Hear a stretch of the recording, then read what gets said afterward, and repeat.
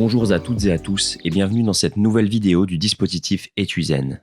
Maintenant que nous comprenons mieux comment fonctionne notre apprentissage et que nous nous sommes armés de tout un tas de stratégies efficaces, il ne nous reste plus qu'à trouver un tout petit peu de motivation et à nous mettre au travail. Et ça tombe bien parce que la motivation, c'est notre sujet d'aujourd'hui. Et aujourd'hui, nous allons changer un peu nos habitudes en commençant par un rapide questionnaire. Ensuite, nous en apprendrons plus sur le fonctionnement de notre motivation. Enfin, nous récapitulerons les informations importantes pour terminer sur un exercice qui va nous aider à trouver la motivation nécessaire pour nous mettre au travail. Vous trouverez en fin de vidéo des ressources fiables si vous souhaitez continuer à vous renseigner sur le sujet.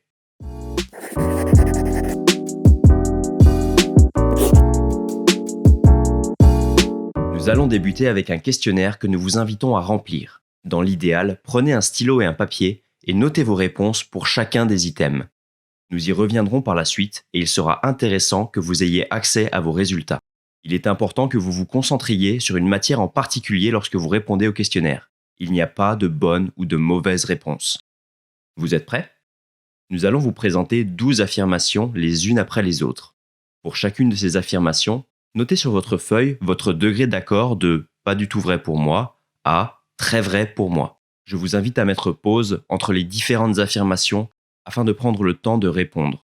Vous trouverez également en description un lien vers le questionnaire complet pour que vous puissiez renouveler l'expérience autant de fois que vous le souhaitez. Vous pouvez par exemple le faire pour une matière que vous aimez, puis une nouvelle fois pour une matière que vous aimez un peu moins. Parfois, j'ai peur de ne pas comprendre le contenu des cours de manière aussi approfondie que je le souhaiterais. C'est important pour moi de comprendre le contenu des cours de façon aussi approfondie que possible. Je veux seulement éviter d'échouer en cours. Il est important pour moi de bien réussir comparativement aux autres en cours. Je veux apprendre autant que possible des cours. Ma peur d'échouer en cours est souvent ce qui me motive. Je suis parfois soucieux ou soucieuse du fait que je pourrais ne pas apprendre tout ce qu'il y a à apprendre dans le cours. Je désire maîtriser complètement le contenu du cours. Mon but dans les cours est d'avoir de meilleures notes que la plupart des élèves. Mon but dans les cours est d'éviter de mal réussir. Je m'inquiète de ne pas apprendre autant que je le pourrais en cours. Il est important pour moi de mieux réussir que les autres élèves.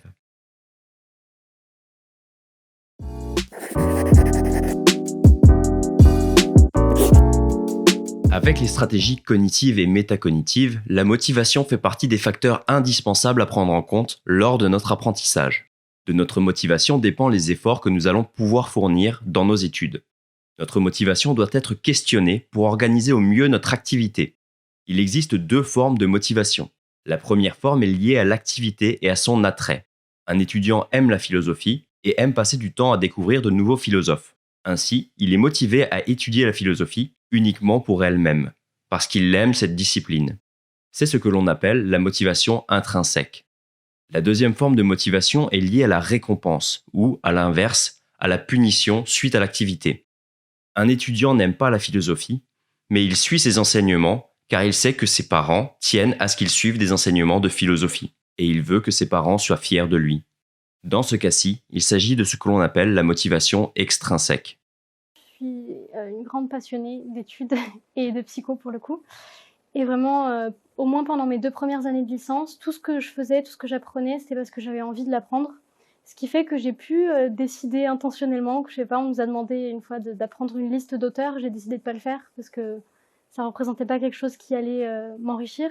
Et au contraire, parfois passer plus de temps à m'intéresser à des choses hors programme, mais qui m'intéressent.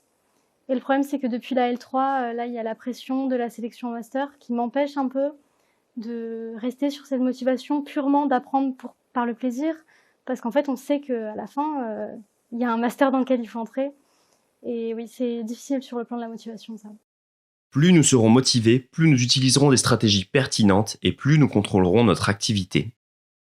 Notre motivation est liée à nos croyances à propos de nous, de notre capacité à réaliser la tâche. Il s'agit du sentiment d'auto-efficacité dans un domaine. Est-ce que nous sommes persuadés d'être un bon étudiant, un mauvais étudiant? Est-ce que nous pensons que nous allons réussir ou bien échouer? Je pense, comme tout le monde, on a nos points forts, nos points faibles. Et après, les points forts sont ceux qu'on a peut-être le moins besoin de travailler, où on passe peut-être moins de temps sur certaines tâches quand on sait qu'on les réussit mieux.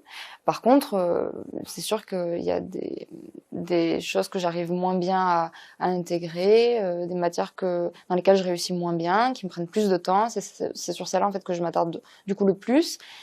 Notre motivation est liée à nos croyances à propos de l'importance accordée à la réalisation de la tâche. Est-ce que nous considérons le cours comme important, ou bien utile pour plus tard, pour notre future activité professionnelle par exemple? Et aussi le fait que j'ai un projet professionnel qui me passionne, c'est vraiment une motivation qui est essentielle pour moi, avoir un projet professionnel enfin, savoir ce qu'on va pouvoir, toutes les connaissances qu'on va avoir actuellement, qu'est-ce qu'elles vont nous apporter plus tard en termes, enfin même personnellement en psychologie, on étudie quand même des choses qui nous aident aussi dans la vie de tous les jours, donc ça reste quand même très intéressant. Notre motivation est également liée à nos croyances à propos de l'intelligence. Est-ce que nous pensons que l'intelligence est fixe, décidée à la naissance et qu'elle ne pourra pas évoluer? Si c'est le cas, il s'agit d'une fausse croyance. Non, l'intelligence est malléable. Nous pouvons l'entraîner. Elle se construit avec l'expérience. Enfin, notre motivation est liée à nos croyances à propos de l'expertise. Pensons-nous qu'un expert est un génie et qu'il n'a pas dû travailler dur pour atteindre ce statut d'expert? Ici encore, il s'agit d'une fausse croyance. Non, il est estimé qu'un individu doit travailler plus de 30 000 heures pour acquérir l'expérience qui lui donne le statut d'expert. Ainsi, tout le monde peut apprendre à un très haut niveau avec un peu de motivation. Il est nécessaire de questionner chacune de ces croyances pour faire en sorte que notre motivation soit au top. Le risque est de vous enfermer dans des stéréotypes.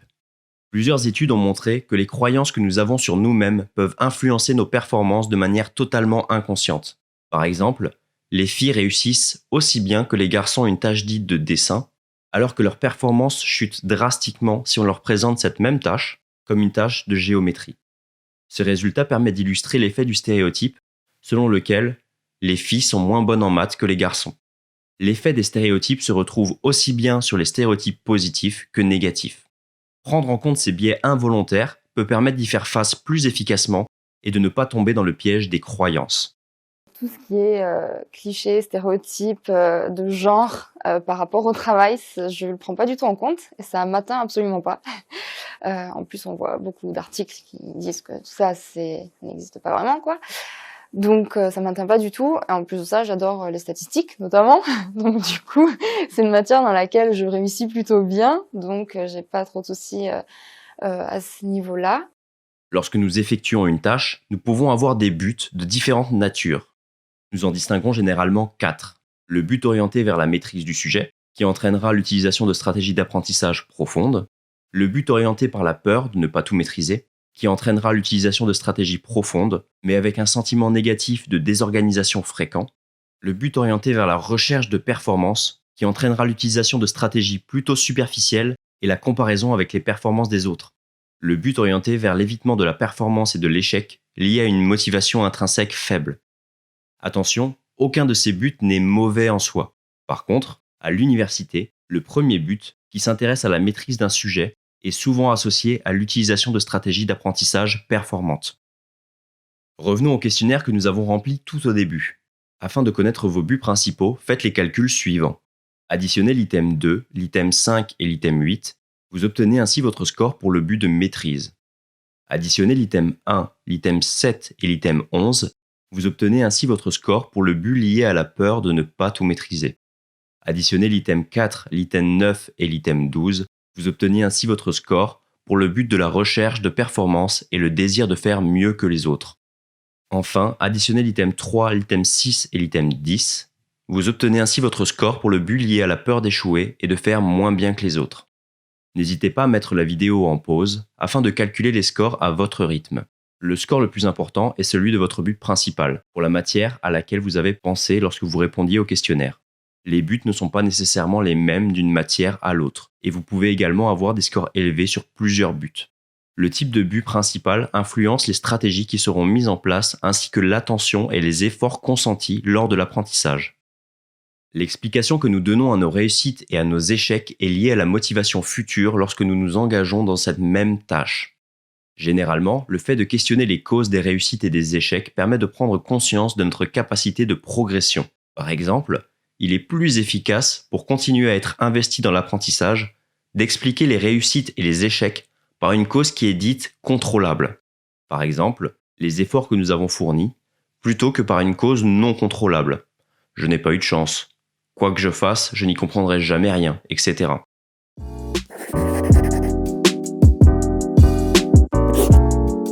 Que retenir de ce que nous avons vu ?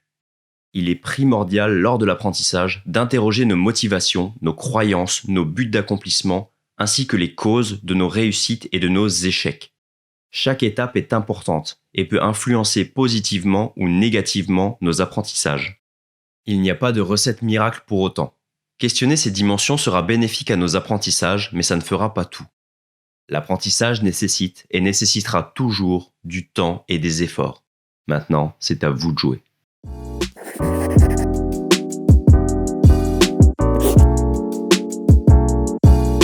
Le plus difficile, c'est de s'y mettre. De faire le premier pas. De s'arracher à l'emprise d'un lit douillet, d'une bonne série ou d'un fil d'actualité aussi captivant qu'inutile, pour faire face aux challenges et aux opportunités que nous offre l'université. Pour commencer, il est important de prendre les choses les unes après les autres. Nous allons donc nous concentrer sur une seule et unique tâche. Vous pouvez par exemple prendre un cours à réviser ou un dossier à faire. Ensuite, nous devons nous demander pourquoi est-ce que nous devons effectuer cette tâche. Posons-nous la question de ce qui pourrait nous arriver si nous ne la faisons pas. Et plus important encore, quels sont les bénéfices que nous pouvons en tirer en la faisant ? Par exemple, si je ne la fais pas, je vais prendre du retard dans mes révisions et ce sera la panique au moment des partiels. Alors que si je m'y mets, je vais développer plein de nouvelles connaissances et de compétences qui me permettront de bien réussir mon année. Plus la tâche nous semble simple et peu coûteuse, plus il est facile de se motiver à s'y attaquer. Lorsque nous nous trouvons face à une tâche qui nous paraît trop longue, trop compliquée, il suffit de la découper en plein de petites tâches bien plus faciles. Par exemple, plutôt que d'attaquer la lecture d'un énorme bouquin d'une seule traite, nous pouvons décider de ne lire qu'un chapitre par jour. Fixez-vous un temps de travail limité pour chaque tâche. Par exemple, aujourd'hui, je vais consacrer 1 heure de mon temps à la rédaction de mon dossier. Maintenant que vous avez décidé de ce que vous voulez faire, de pourquoi vous le faites et de comment vous allez procéder, il ne vous reste plus qu'à sélectionner un endroit calme, bien organisé et à vous mettre au travail. Même en appliquant les conseils précédents, il est possible que ce ne soit pas si facile, mais vous pouvez le faire. Vous verrez, après seulement quelques minutes, vous serez lancé, le temps vous paraîtra moins long et quand vous aurez terminé, vous serez plus compétent et fier de vous.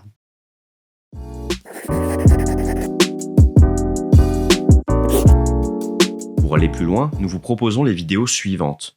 Vous trouverez également les liens vers d'autres ressources en description. La semaine prochaine, nous nous intéresserons à notre bien-être en apprenant comment mieux manger. En attendant, je vous souhaite à toutes et à tous une excellente fin de semaine. À bientôt.